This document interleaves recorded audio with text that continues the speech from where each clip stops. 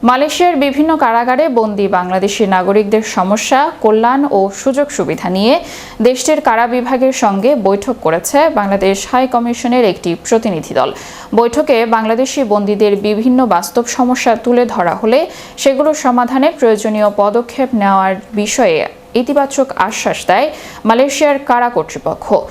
Bangladesh high commission সূত্রে জানা গেছে, বুধবার হাই কমিশনের মিনিস্টার সিদ্দিকুর রহমানের নেতৃত্বে কারা বিভাগে পূর্ব নির্ধারিত এ বৈঠক হয়। এতে মালয়েশিয়া পক্ষের নেতৃত্ব দেন কারা বিভাগের deputy commissioner general of prison Hafiz bin Osman. এ সময় বিভাগের ঊর্ধ্বতন কর্মকর্তারা উপস্থিত ছিলেন। বৈঠকে কারাগারে আটক বাংলাদেশি নাগরিকদের সার্বিক অবস্থা, তাদের মানবিক সহায়তা, কনসুলার সেবা, যোগাযোগের সুযোগ, স্বাস্থ্যসেবা ও অন্যান্য প্রয়োজনীয় সুবিধা নিয়ে বিস্তারিত আলোচনা করা হয়। প্রতিনিধি দল বাংলাদেশি বন্দীদের কল্যাণ নিশ্চিত করতে কয়েকটি প্রস্তাব উপস্থাপন করে এবং বিভিন্ন বাস্তব সমস্যার বিষয়টি কারা কর্তৃপক্ষের নজরে আনেন।